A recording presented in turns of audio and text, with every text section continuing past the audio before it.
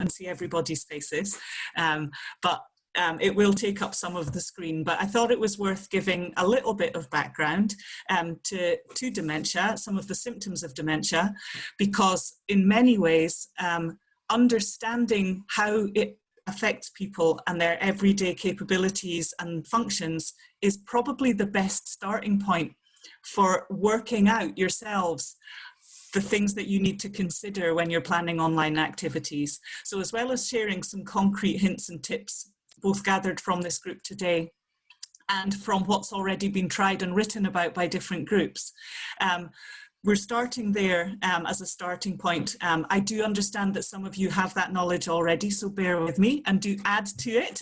Please feel free to add either through the chat box, which Katie is monitoring, and will give me a shout if there's anything relevant in there that I need to stop and chat to you about. But also just butt in. If it's just me talking, butt in. Don't interrupt each other, but interrupt me if you want to. That's totally fine. So there we go. I'm going to just take a wee moment to share my presentation with you just to set the scene. So give me a sec.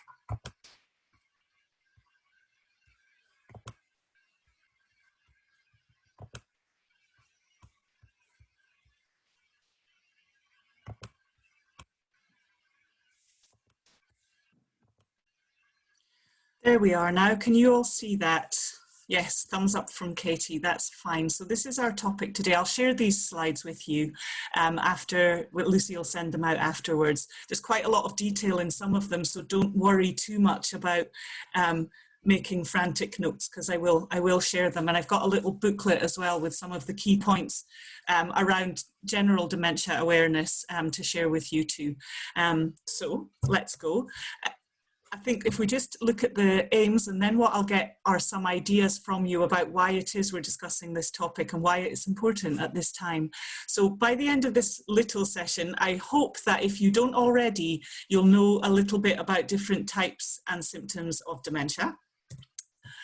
I hope that you will understand something of the benefits and challenges and obstacles to engaging people with dementia in online activities.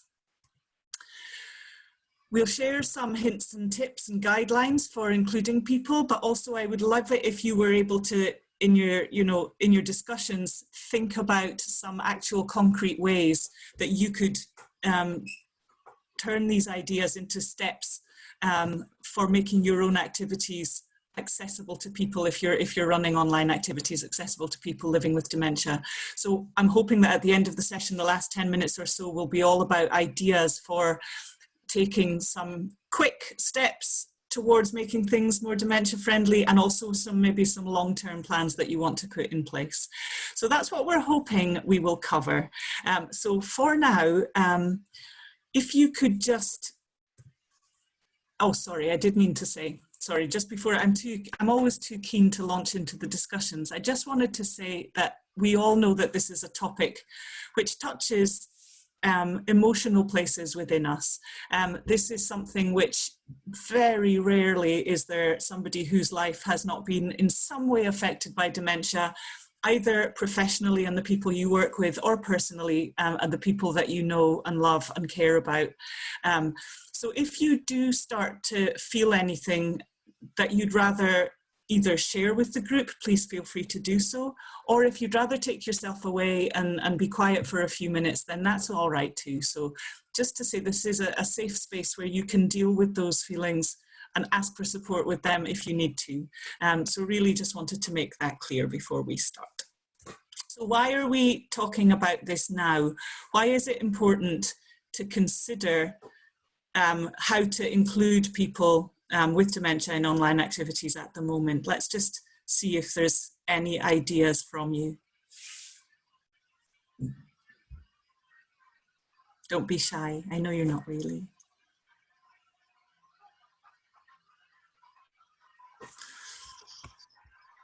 Scared of leaving people behind?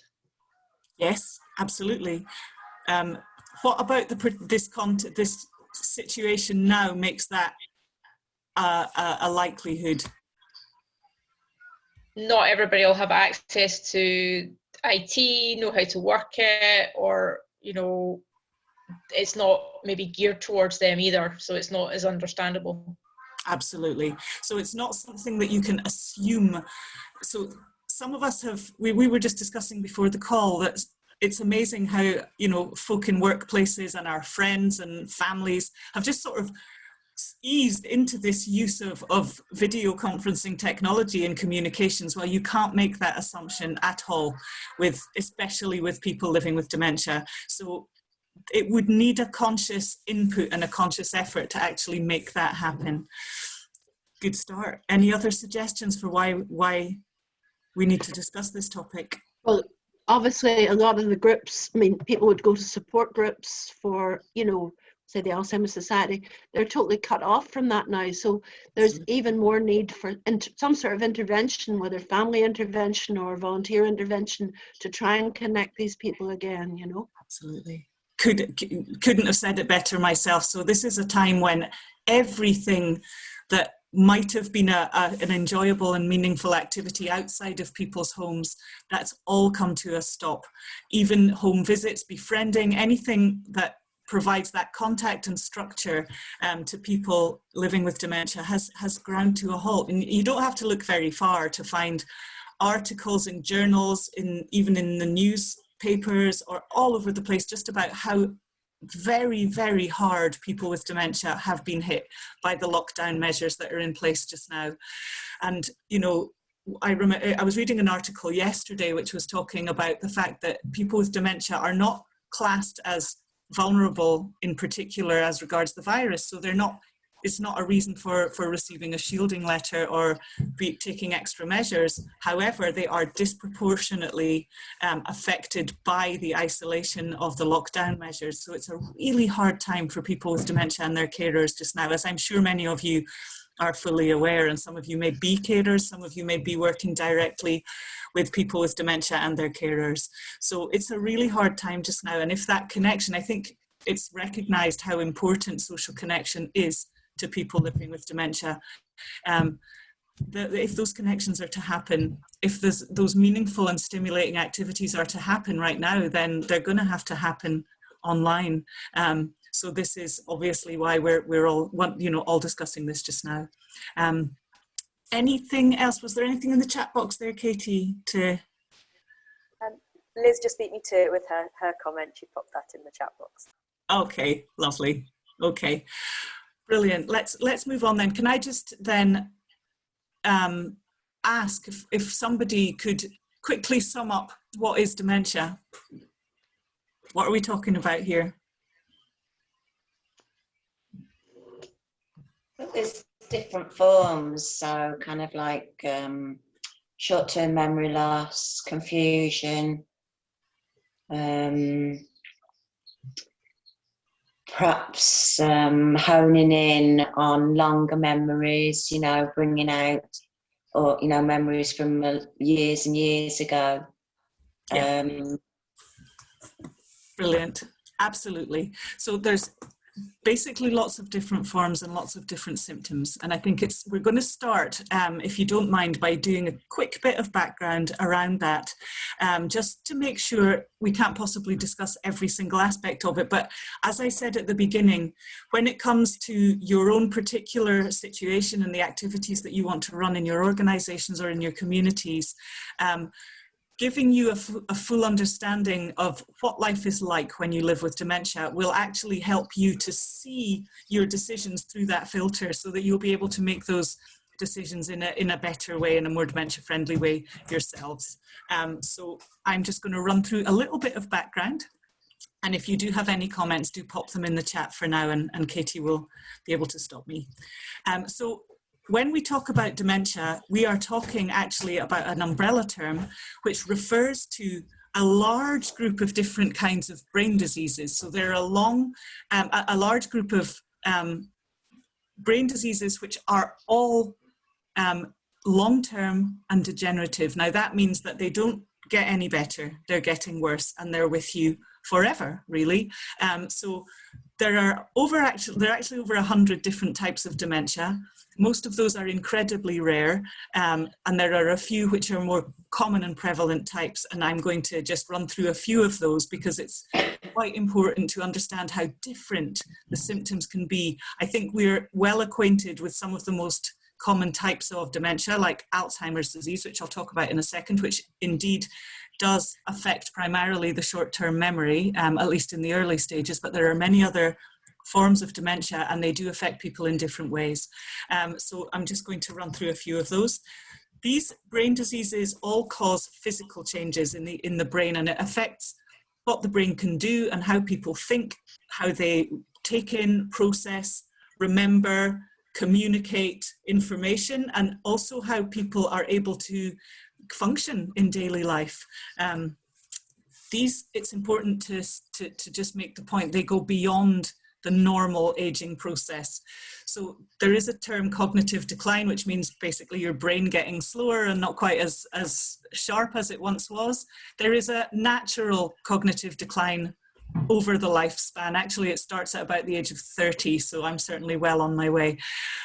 But the changes in the brain, which are as a result of dementia, are far, far different from that. So that it is not a normal part of the aging process, and it is not something which people should expect to happen as a matter of course.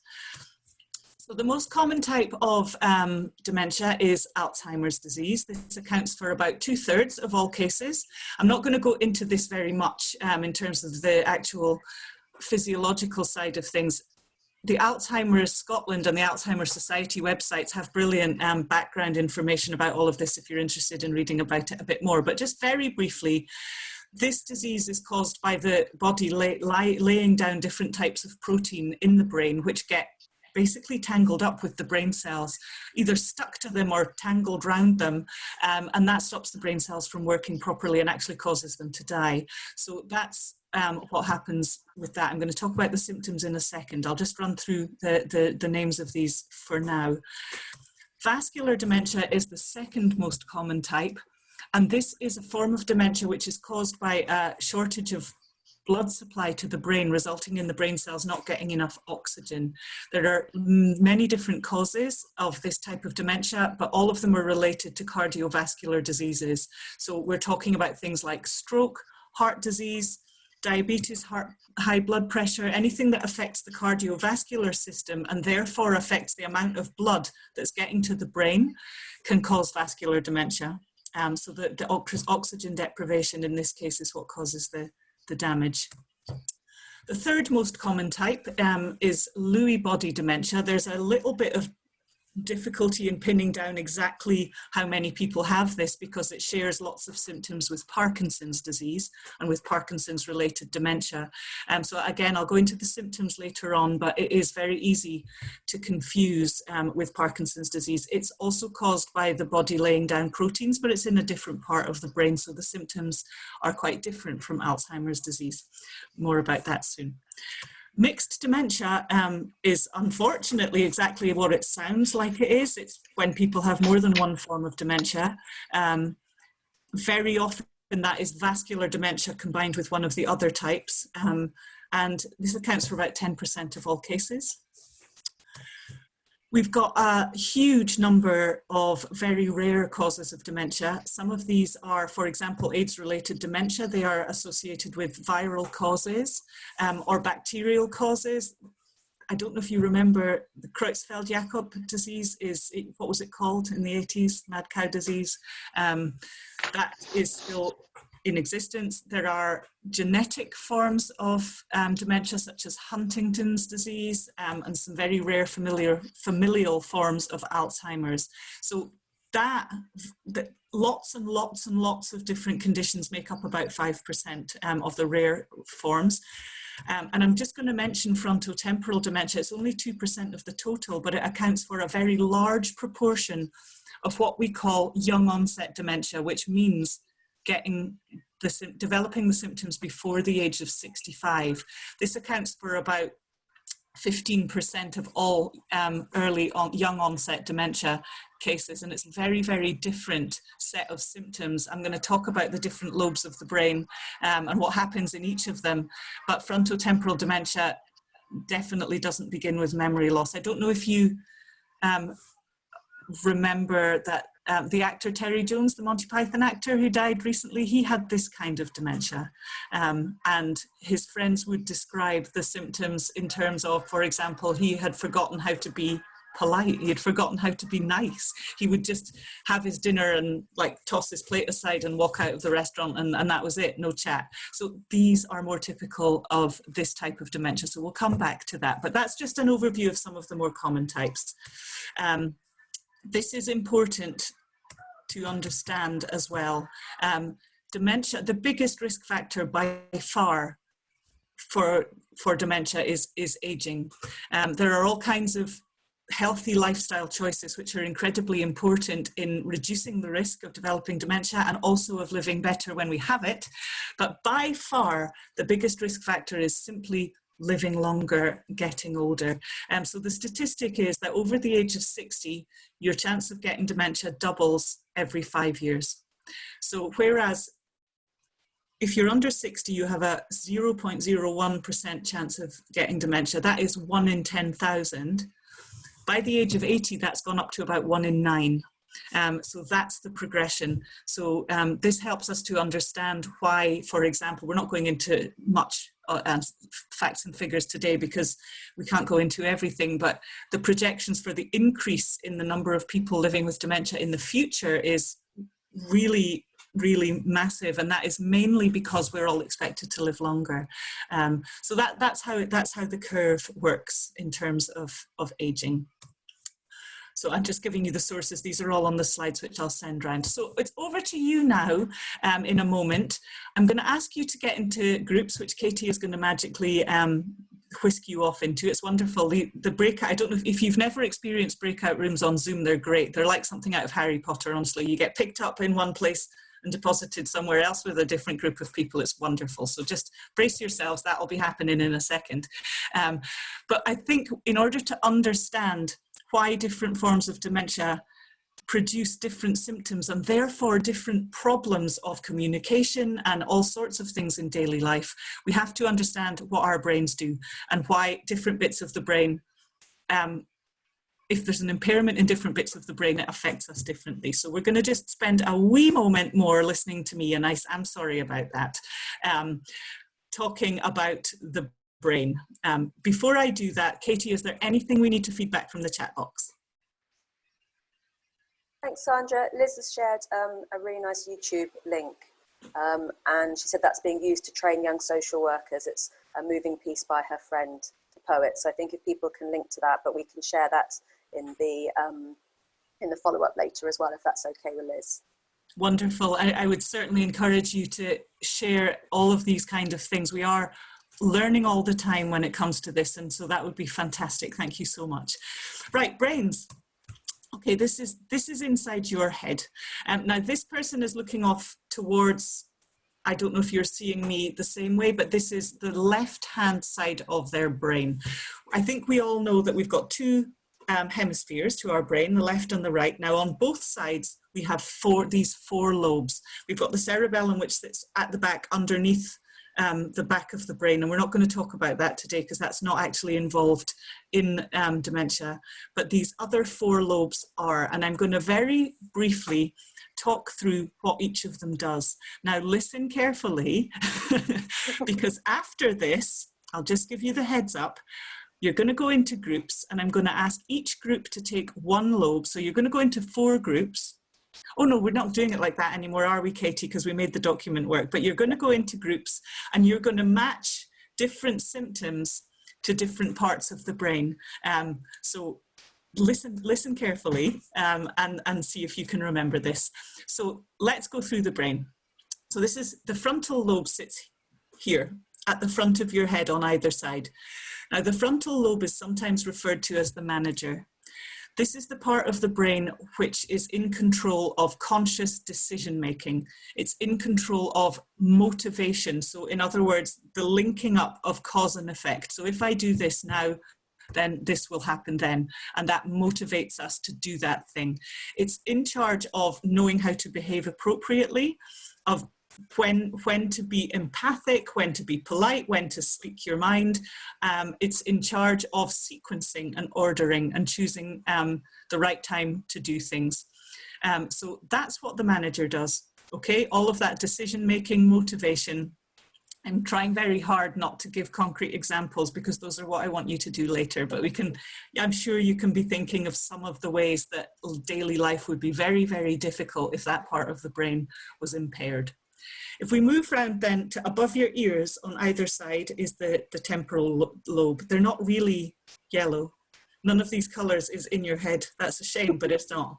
But the temporal lobes here on either side, this is the seat of memory. This is where memories are stored. It's where new memories are formed. It's also where our ability to use symbols and language and abstraction is all controlled from the temporal lobes. There's a little part within the temporal lobe, which is the amygdala, and that is a part which is actually slower to be affected by the decline associated with some types of dementia than others. So it means that while people may not remember facts and data, they can still remember the feelings associated with a person, with a place, with a certain topic or subject. And that, I think, is so important to understand when you're talking and communicating with people with dementia. The feelings are still very, very real. And sometimes it's those feelings that people are able to communicate.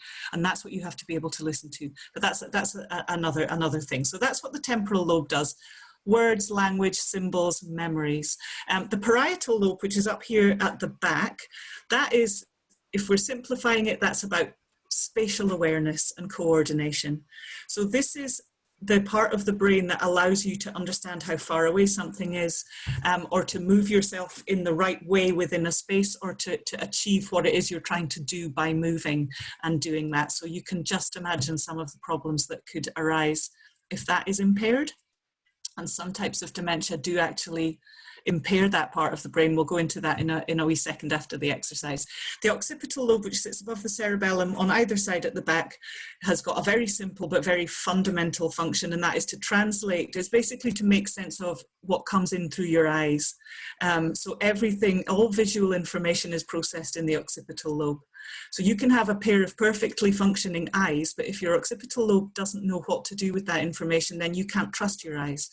So I think this is a very real experience of living with certain kinds of dementia, which isn't necessarily known about enough. There's an awful lot of visual problems associated with dementia, from just seeing things in a blurry way to not being able to actually make out something that's right in front of you. You can't notice it, it's not there.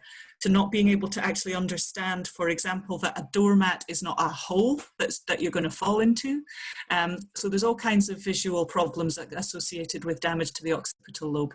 So we will go into those symptoms a little bit more later, but can I just say that while each form of dementia begins in a different part of the brain, as the disease progresses, we've said they're chronic, we've said they're progressive, more and more of the brain is involved. So actually, towards the end stages of dementia, they become more similar to each other and often involve, far, far, far more problems.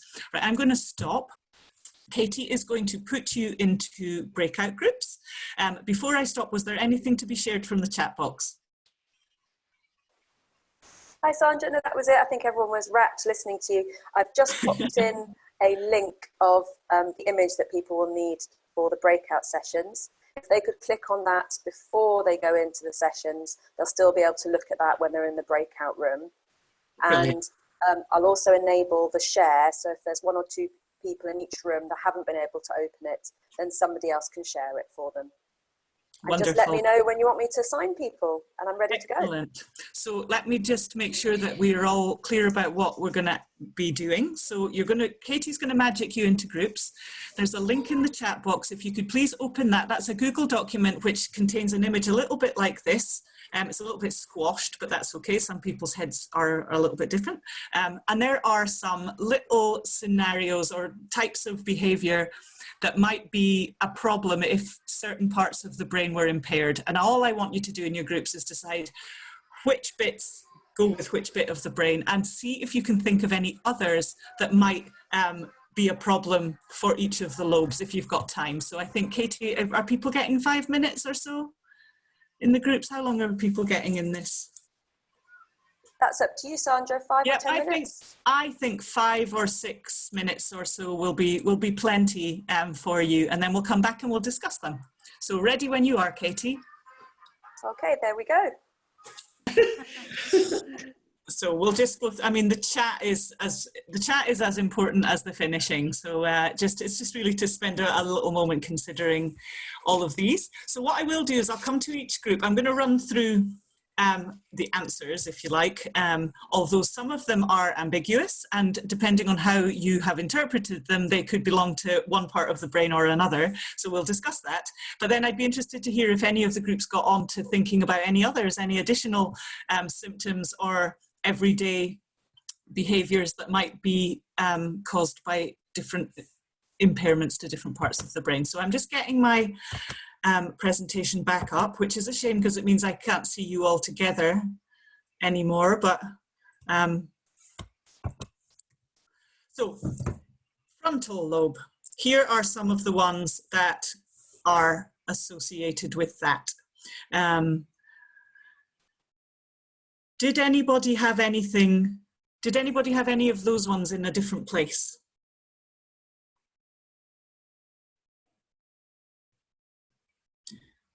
Because I think we need to recognize that something, for example, like not being able to make a choice or not being able to follow steps in a recipe could also be because of memory impairments or visual impairments, for example, about following steps in a recipe. So again, it does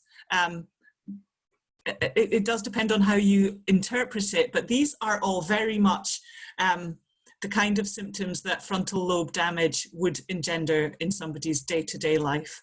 So this one, I think, is particularly important to remember because the onset of dementia could well be this kind of thing. People appearing to just lose their motivation, be lazy, be less kind, be more rude, just, you know, generally can't be bothered. And I think that's not what we generally think of, but some types of dementia, particularly the frontal lobe dementia, the frontotemporal dementia, this is what you'll see in the early stages. So round to the temporal lobe, and these are the more typical symptoms of the early stages of Alzheimer's disease. So forgetting, being repetitive, not finding the right words, not remembering who anybody is. Parietal lobe, we've got all sorts of coordination problems here. Did anyone have any of these in a different place? Because problems dressing, for example, could also be to do with the sequence that things go on in. And I think that's one that you'll commonly find with people with dementia, is that they forget which thing goes on first. This is the type of damage that will most definitely lead to people not being able to drive anymore. And other kinds of coordination issues. And again, we'll just quickly go through the symptoms in a wee second. Occipital lobe damage, everything to do with visuals. So the first one, can't tell notes or coins apart. That, if I'd had a very long-winded sentence, what it actually means is can't tell different types of notes apart from each other and different types of coins apart from each other. So really not knowing what it is you're seeing. And you can just imagine the problems that would cause in shopping and that kind of thing. So there we go. Did anyone come up with any other ones? Did you have time?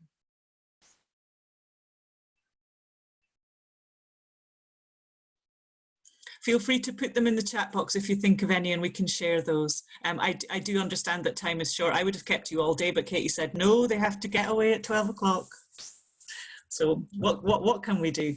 So very, very briefly then, I'm just going to quickly run through a few slides, which just, again, you'll get a copy of these, but the dark boxes are the symptoms that are typical of the early stages of these different types of dementia. So I'll just let you have a look at these, remembering that as time goes on, more of the brain becomes involved, and so then the light blue bits start to get involved, and then the white bits also start to get involved as well. But the dark blue boxes are the ones which are first affected. So moving on to, this is a rare form of Alzheimer's. It accounts for about 5% of cases of Alzheimer's disease, and it affects the back of the brain. You might have heard it referred to as back of the brain dementia. This is the type of dementia that Terry Pratchett had. And this affects much more. This is the one that affects the eyes first and foremost. And then right next to it, the parietal lobe becomes affected as well. So coordination and moving about become really problematic. This is one of the early onset, the young onset types, typically affects people between the ages of 50 and 65, so it is quite rare. Frontotemporal, I've already mentioned, so the dark box, it's all of those behavioural type issues, making decisions, learning new things, carrying out tasks, keeping your attention focused, motivation, that kind of thing. And this, as I said earlier, it accounts for quite a high percentage of the young onset cases of dementia, and young onset is typically means under the age of 65. So they're all different, and they have different journeys and different trajectories, different life expectancies. These are terminal diseases. Dementia is a terminal illness, and they do have roughly between 6 and 10 years. Alzheimer's disease is roughly about 8 years from first developing it. So it's important to remember that too. So again, I can share more of this detail if you're interested. Please do just get in touch. I just had to keep it short for this workshop. So these are touching on some of the symptoms. So now Katie's going to miracle you back into different groups. So I would like us now to very much focus. So that was the background. Now we're thinking about running online activities. Now, obviously, there'll be a great breadth in the kinds of online activities that you're either doing or thinking about doing. So there's a big difference between, for example, doing a one-to-one activity with someone with dementia at a distance, or running a group which might only include people with dementia and their carers, or running some kind of activity in your community which involves everybody, including people with dementia, and possibly their carers. So there's all sorts of different configurations. So I don't want you to constrain yourselves. I want you to think about the things that are most relevant to you and what you're planning and what you do, and think about what the obstacles or challenges could be to including people living with dementia in online activities, and also whether you have any experiences of doing this or trying to do this. And I will be wanting to hear from you at the end of this. So do be ready to share any thoughts, ideas, or worries. So I think we're going to spend 10 minutes in the breakout rooms and then another 10 or so feeding back. So it would be lovely to have a proper conversation about this. So are you ready, Katie? Do you need a couple of minutes? I think we're good to go. Thanks. And I'm hoping I've swapped people round rooms. So you maybe have one or two different people in your room. But, are you ready for me to open those now, Sandra? Yes, and just to say, Katie will be able to give you a copy of these questions through the broadcast function, so you'll be able to read these questions again when you're in your breakout room. So happy chatting, and be ready to continue to chat when you get back. So yeah, we'll see you in 10 minutes. So welcome back. Let's get some feedback from you then. I'm not going to go around you systematically, but I'm simply going to invite anyone who feels like sharing any ideas about the obstacles and challenges to doing this, either which you are simply concerned about or which you've actually experienced. So I'll come behind and, wrap up this part with some ideas of, my own before we go on to talking about possible solutions and ways of making it happen. But I'd like to hear from you first. So go ahead. Got my pen ready to make notes. Well, we were talking about the problems about getting online to start with, how do you start? And particularly with those people that are in the community that might have early onset dementia and still living alone without carers? What do you do? But Fiona was then talking about having digital buddies, which are befrienders who can talk people through it online. So we sort of got a bit of a solution to maybe to the obstacle at the same time. Yeah. I was also talking about, I think intergenerational work's the way to go. We've lots of tech-savvy teenagers, and we can form them up as buddies. I find young people are really good at doing this, and also to do some sort of a fundraiser. There've been lots of initiatives to get, say, iPads for people in nursing homes. Be a great thing to do for people who are isolated. Wonderful, thank you so much. Any other obstacles or ideas? We will talk about ideas, but don't worry, if they come out now, that's even better. We'll just hear them more times. Maybe that some people have other additional health problems. So one of the people in our group was talking about, he works with people with potential hearing problems as well. So vision, concentration, just and finding something that everybody's going to enjoy, or tailoring it, trying to be inclusive to everybody, but then keeping the interest as well. So that was another thing we picked up on. Brilliant. Yeah, absolutely. And again, this will determine how big a group you try to put together, whether you think everybody will be able to take part in something together, or whether you tailor it more specifically to smaller groups, or perhaps even one-to-one stuff. That will depend so much on the individuals involved, but these are all the questions you need to ask yourselves. Anything else?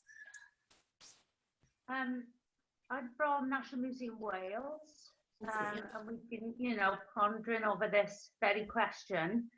Obviously, our programs usually run about people coming to us around our collections, our buildings, our spaces, and so on. How do we get collections out to people now? And we're about to start a pilot next week called Objects of Comfort. Part of it is a social media campaign, and hopefully that we get digital engagement in that way. So we put an object out there, ask people to respond and to share their own objects that they find comforting during this period. But part of it is a pilot in care settings as well, care homes. And the big question there is, like we've just said, some people, you can share a digital image of something, of an object from the museum's collection, but that's not going to suit everybody. So what we've tried to do, or what we're kind of trialing, is if we put an image of something, suggesting to the care setting that they could make it more kind of sensory by, for example, if we shared a picture of a wool blanket that was comforting to somebody from the past, they could include a wool blanket or a wool scarf or something woolen that people more advanced in their dementia would be able to respond to. Or if there was a smell associated with the object that we're sharing, that smell could be brought in. So, like I say, it's early days, it's a pilot, but that's the only way we thought of, being able to appeal more widely. Liz? It's a terrific idea. The Alzheimer's Society here did one, obviously face-to-face, called My Treasure, where you got people to bring an object that they really loved, and we told the story of it, and we did a big exhibition of it. But online, what you could do, especially if you're working with a care home, pick simple things that people are going to have. If it was going to be a smell, something like Vic or lavender or something that everybody knows. If it was going to be material, I find if you have swatches of material like tweed or silk or satin, and you give it to somebody, especially somebody whose hands are always moving all the time, that might prompt them to talk about a tweed suit or a satin dress you had. And our museums are doing dementia-friendly museums, museums NI. And the last thing, and I promise I'll shut up after this, you can do it one-to-one. I have a friend who's a storyteller in Shropshire, and she's got a client just one-to-one, and he and his carer are there, and she's telling him stories.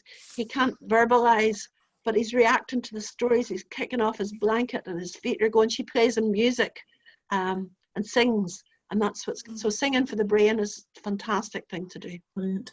Yeah, so I definitely, one of the key things is which activities you choose and making sure that they're stimulating, and really the care that's obviously going into the planning of what Sharon was talking about and what Liz is talking about, to try and make sure that that experience is as full as possible, is really key. to it. And one of the things that Lucy will send round to you afterwards is a resource sheet with a few links to some really tried and tested websites, which will allow engagement with all kinds of activities. But please add to that bank of ideas if you want to, you know, by feeding ideas into Lucy, and she can feed them back to me or whatever, or just through the Facebook page, or however you want to share those ideas, but certainly the ideas you choose. And can I just say, smell is something which is so evocative that you can even talk about a smell and that's enough. That is enough to allow people to smell it. And the same with touch, you can imagine textures. So I'm just thinking about lockdown situations where you might not be able to send actual things out to people. Touch and smell are fantastic triggers for reminiscence type activities, or even just chats about people's feelings. Brilliant. So we've talked about the actual practical problems of getting online and how you might address that. We've talked about the type of activities you choose. We've talked about how you configure the group that you're putting together and how much care needs to go into that. Are there any other comments about either about the obstacles that dementia can cause for people joining an online activity, or indeed some ideas? We do have more time to talk about ideas, but go for it.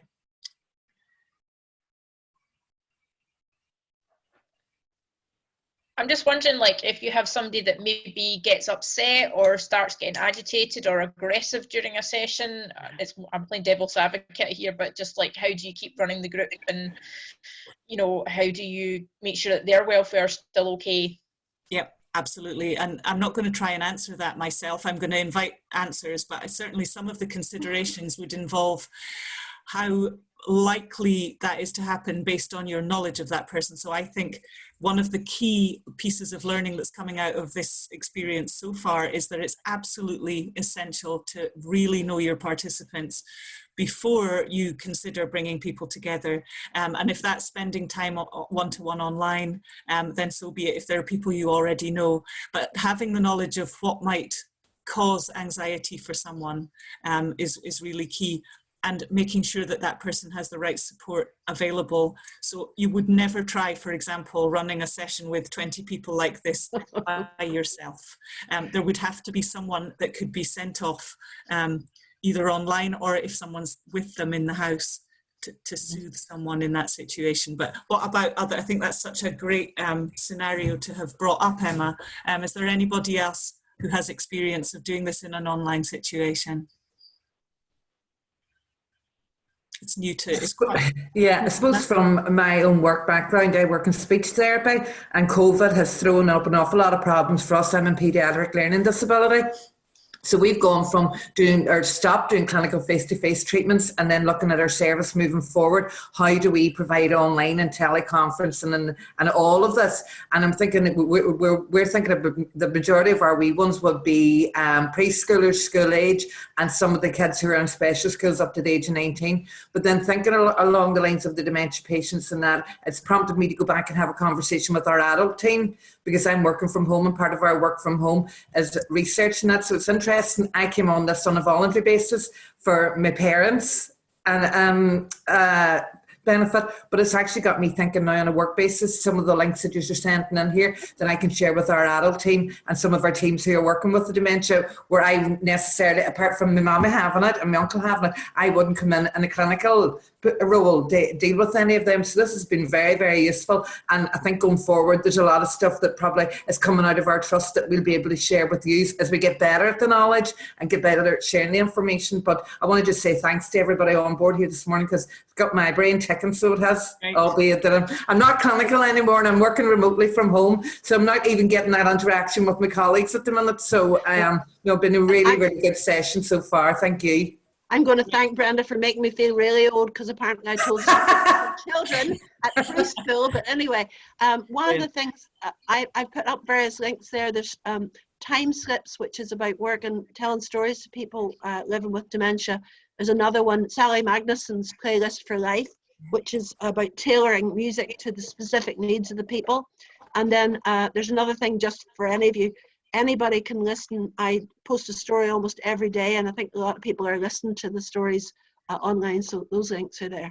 But the interrupting thing, and you know, I'm pretty good at interrupting myself, but you know, I have people in the middle of a story saying, "Oh, shut up," she's still talking, "Oh, shut up," and you carry on. But if you have people online, it's not so easy to soothe them, so there definitely needs to be somebody that can intervene there.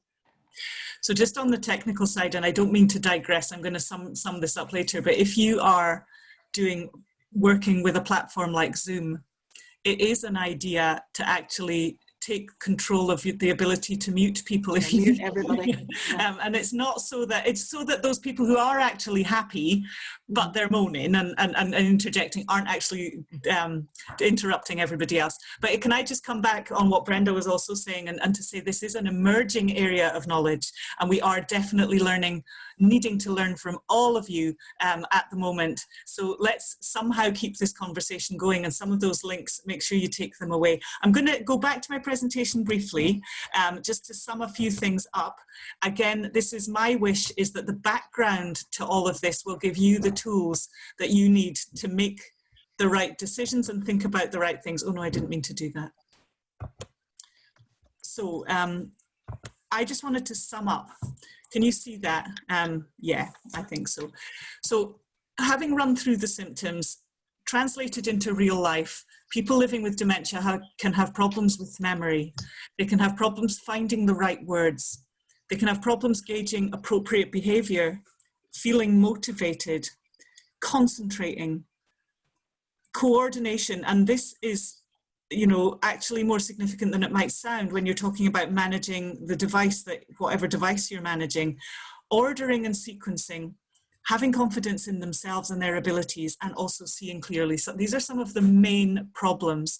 Now you have this list to refer to, but all of these have huge implications for the kind of support that somebody's going to need in order to successfully get online, join your meeting, and then take part in it happily. So it's about making things as easy as you possibly can for people. So I'm just going to go through some of the things that I think from conversations with people like yourselves so far we've managed to extract.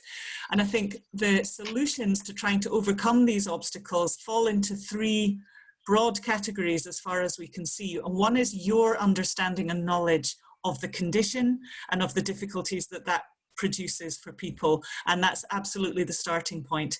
Then there's a huge amount of importance in your preparations as the organizer of this activity, and in the preparations that you ask everybody else to undertake, and then the activity itself, how you run it and what the substance of it is, and how appropriate that is for your audience and how stimulating it is. So let's just go through some of the tips that I've got here, and then we'll come back to you for some final comments.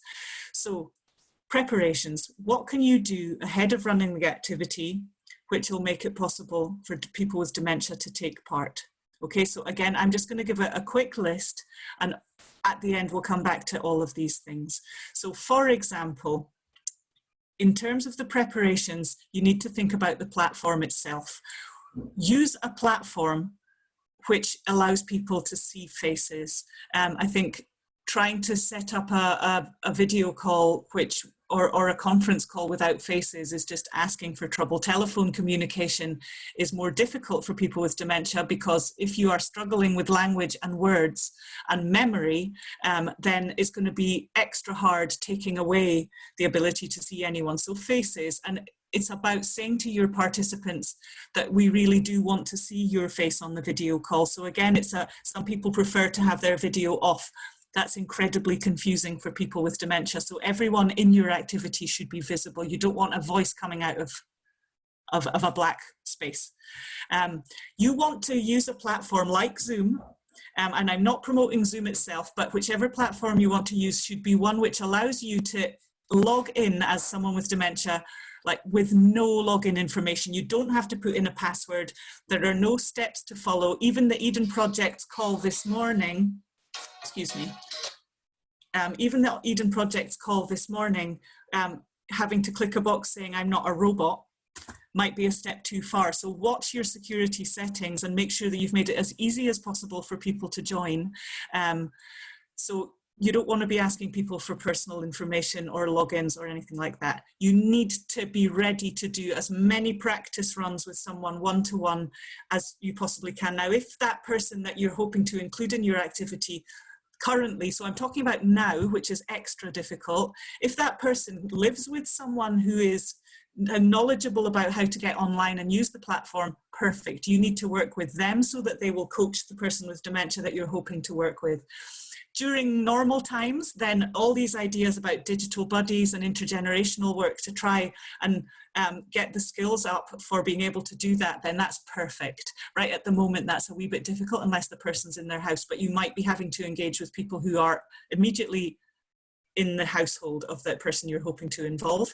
Speaker view is really good. We've got, well, I've got my Zoom on gallery view, which allows me to see everybody of an equal size. But what we've had by way of feedback, there are two organisations which are really good so far for feedback, and one is called the Three Nations Dementia Working Group, and the other is called the Scottish Dementia Working Group. So obviously the other three nations are all together, and Scotland, of course, has decided to form its own. But these are groups of people with dementia who run some of their meetings online, and they've written about those experiences on their websites, and they've come to some conclusions, and they've discovered that the speaker view, which makes the person who's talking really big and everybody else really small, can be helpful in a meeting which involves a lot of conversation. So that's worth bearing in mind. And then if you show people how to use the chat boxes, and there's a little raise hand function on many platforms which the organizer can see, and it's a way of people being able to say, I want to talk, without actually having to take the step of butting in or raising their actual hand. So these are a few little tips about the platform itself. I'm going to speed up here because I think I'm taking too long. Practicalities, certainly not too many people, and the Scottish Dementia Working Group have kind of given some advice that 8 is probably your absolute maximum, but again, it depends what you're doing. If you're running a singing event, I've seen loads of beautiful online singing events, and it doesn't matter you know, whether people are out of time. I've seen lots of people on together, but you need to think about that. The next point, though, certainly not too long. 2 hours is the absolute maximum that anybody is recommending, but with lots and lots of breaks. And very crucial to the way that you plan your activities. If you're planning a meeting, that meeting should be about one idea or activity at a time. You know, colouring and Scrabble and jigsaws and reminiscence all together is cognitive overload, and we'll come back to that idea, but that's the idea that, you know, if you tax somebody's thinking abilities who has a brain impairment, then they're just going to become agitated, frustrated, and not able to do it. So it's about making things as clear and as simple as possible, one thing at a time. Get to know the participants, crucial. Take as much time as you need to explain the process both of joining and what's going to happen. Give people plenty warning of what's going to happen. Write it down. Use visuals and pictures. You'll know the best way to communicate with your participants. Spend time discussing concerns. Work with carers, work with family members, other people in the household to discuss any concerns. So it's about building in time to your planning for that to take place, because if you don't, then it's not going to work. And then practice one-to-one until everybody is comfortable and confident with what they're doing. In terms of preparations, you're also talking about working with the other participants. Now, this is of particular relevance when you're bringing a group of people together, some of whom have dementia and some of whom don't, because absolutely key to creating inclusive activities is making sure that the participants who don't have dementia understand why the process and the way that the activity works has to be done differently, and it's about getting them on board. One of our ex-colleagues from Eden Project Communities, Linda Gill, some of you might know her, run amazingly successful dementia-friendly screenings in her cinema group. And part of the success is due to the time that was spent with the people who don't have dementia, explaining why they need to show a film in 3 chunks with breaks in between, why the lights have to be on, why it has to be, you know, slightly louder than it might normally be, that kind of thing. And it's about working with the other participants to gain their understanding about how you have to run things. Lighting is really important. You have to have situations which are well lit. So it's about saying to the other people who are joining the call, make sure your face can be seen. Make sure that you've got as much light as possible. and make sure that you're muted and that background noise is at a minimum. Discuss the concerns of the other participants, of the people who don't have dementia. What are they worried about in terms of joining in on an activity where there are people with dementia? Are they worried about somebody losing it and getting angry and aggressive? Talk about that at the time and beforehand. And if the people who are joining are in a supportive role, if they're volunteers or carers, make sure that they understand exactly what their role is in every situation. So again, this is such a quick run through, but this hopefully will allow you to start thinking about some of the different steps. Activity itself, we've already had some fantastic ideas. In the sheet, the resource sheet I'm sending around, there are some more, but there's kind of no end to the things that you can do online with people with dementia, whether it's a meeting, actually a decision-making meeting. There are experiences of this happening. So if you're, running a community meeting and you're having to decide how we're going to run our big lunch this year, for example, absolutely no reason why, if you do it with enough preparation, people with dementia could not be part of that decision-making process. Is it conversation and chat, socializing, quizzes, games, puzzles, all of these kinds of things. So there's loads of resources out there for doing things with people with dementia, and some of it is about just finding out, and other is about sharing what we already know. General principles then, just briefly, and I am sick of my own voice by now, and I'm going to hand over to you to finish off. Lots of preparations. Break down the activity into clear small parts. One theme, topic or activity at a time. Check in with people regularly. So just because somebody is sitting quietly doesn't mean they're okay. And so it's about not singling someone out and saying, you're quiet, are you okay? It's about just giving everybody ample opportunity to feedback about how they're feeling. Pictures are fantastic. And if you've got any instructions or any questions, write them down. And it's all about reducing the cognitive load, making things as simple as you possibly can. So just briefly, in terms of you as a presenter or the facilitator of an activity or other participants, there are 4 communication styles which in particular are incredibly difficult for somebody with dementia. And one is the avoiding style. So in other words, people who mumble, don't use eye contact, minimal amount of words, and don't speak clearly.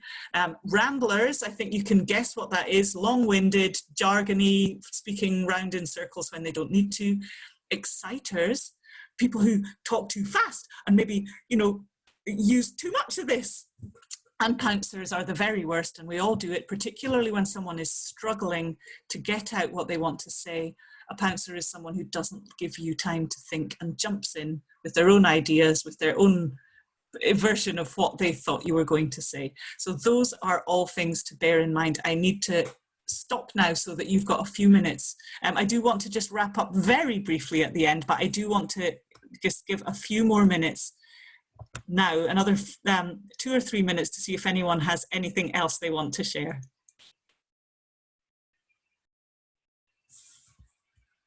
I just want to say thank you so much. I'm from an organisation and we're based in London, and we've moved to try and deliver therapy online and on the phone, and it's really great to hear that everyone else is sort of overcoming barriers and remembering the difficulties that we're having and how to overcome them. So thank you so much. It's been really helpful. Oh, thank you. That's great. And that's a big thank you to everyone else in the room as well.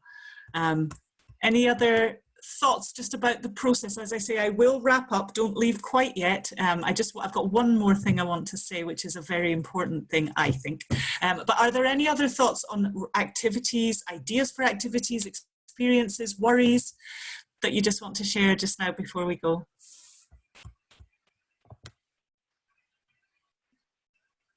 You're making it too easy for me just to chatter like I always do, right? I'll chatter a little bit more.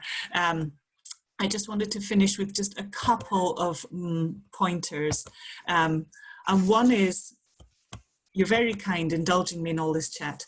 I just wanted to remind everybody that communication, even the most simple communication, is incredibly complex. And again, this is something just to bear in mind when you're perhaps planning activities which have questions or conversation in them.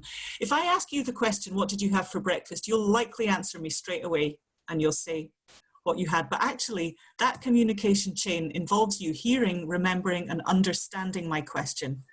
Then you have to find the right words in your head and string that sentence together in preparation for programming your muscles and articulating the words. Now, if any of those links in that chain is broken, then it can take a very long time, even if you do get to the end of that process.